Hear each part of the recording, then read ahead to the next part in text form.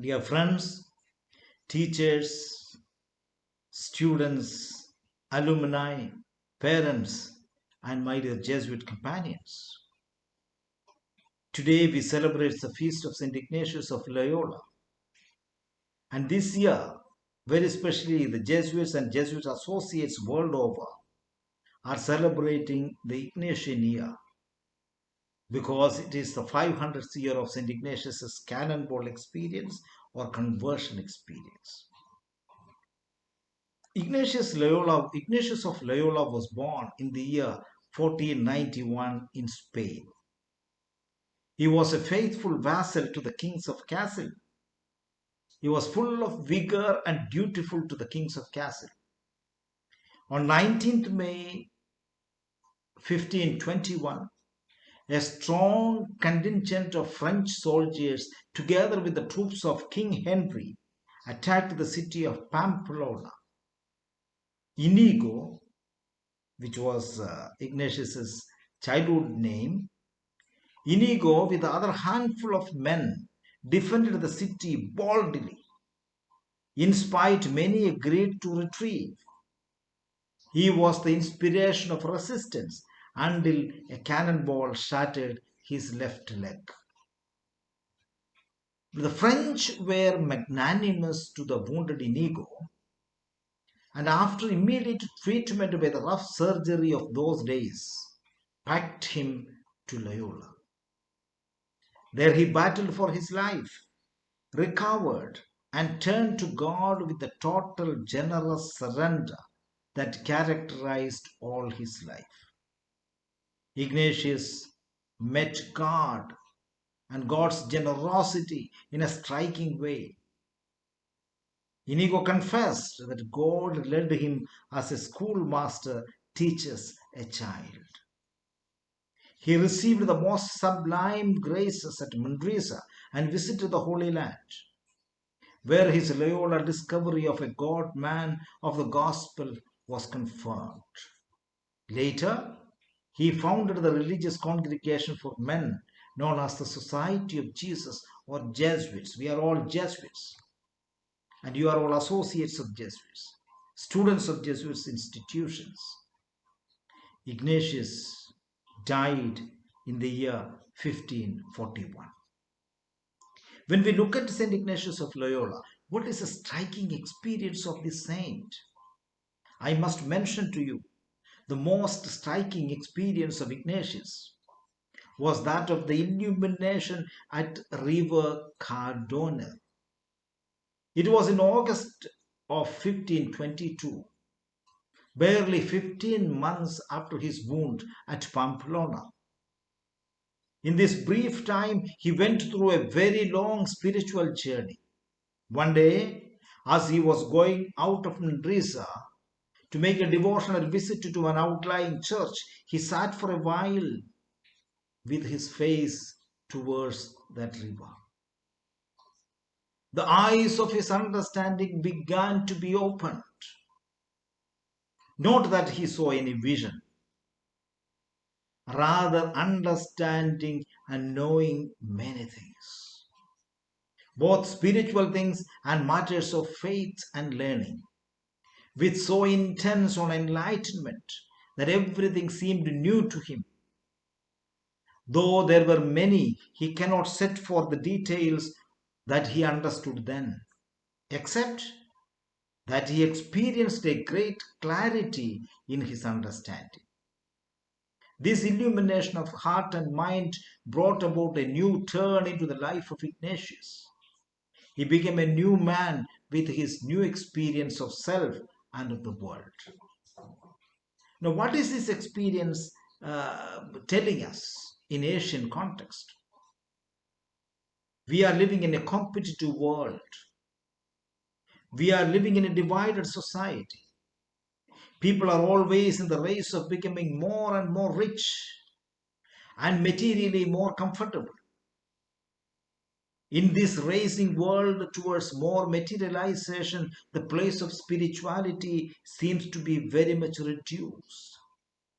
Fundamentalism is taking over the true religious spirit. But we must remember the words of St. Ignatius. What does a man gain if he acquires all the wealth of the world and loses his peace of mind and heart? I think this speaks a lot of sense in life. Or what is gentleness about having all the comforts inside my room, but I shut my doors for the needy in the next door? The people of our country, especially the youths, need a spiritual reformation. They need to be touched by God through a sincere service of all of us. Therefore, Saint Ignatius' followers, the Jesuits, have come out with beautiful four major missionary thrusts for us to follow in the coming days. We have come out with four universal apostolic preferences. These preferences are placed before us by Arturo Sosa S.J., the Superior General of the Society. He says, for Ignatius, a life of poverty was an expression of intimacy with God. More than words, his poverty was a sign of his interior transformation. For his growing indifference to preparing himself to follow God's will, in his sense that everything came down from God. Therefore, we as Jesuits and Jesuits associates world over, Ignatian family together, has decided to follow four important areas in our mission. First of all, we decided to show the way to God through the spiritual exercises and discernment. The richness of Ignatian spirituality must be utilized in our much divided world and show the people the true spirituality. Second, we must walk with the poor, the outcasts of the world, those whose dignity has been violated in a mission of reconciliation and justice. Third, we must accompany young people in the creation of a hope-filled future in the midst of darkness, in the midst of conflicting ideologies. We must show to the youth that there is hope. And fourthly, we must care for the common home that's our earth. That means ecology is so important.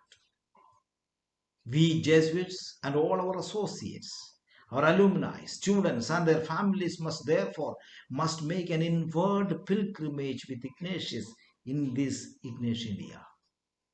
We are in the Ignatian year. There are so many things you will hear about Ignatian year, but it is important that we take a much needed inward journey to experience the cannonball moment of each of us. Cannonball is a symbol, a place where purpose meets a new path. It is understanding the why that derives everything we do as Jesuits and Jesuits associates. Life takes on a new meaning and our purpose becomes crystal clear to us. It is a moment for every person that inspires fulfillment in all areas of his or her life. My dear friends, Ignatius' cannonball moment was a significant moment of transformation. We must recognize our cannonball moment too.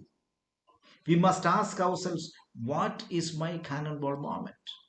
What changed me in my life journey? What is the cannonball moment in my family, in my community, in my professional life?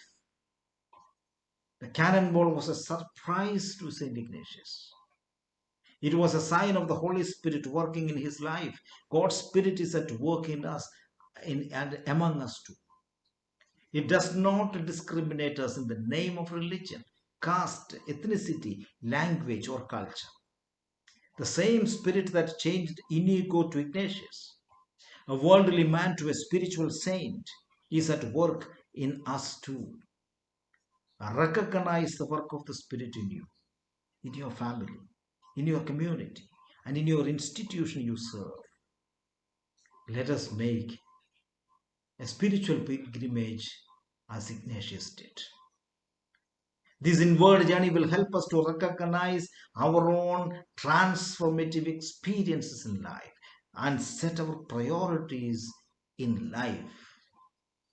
I wish all of you, my dear teachers, my dear Jesuit companions, my dear students, parents, and esteemed alumni, and all other associates or collaborators, a grace filled Ignatian year and a very, very happy feast of Ignatius of Loyola today.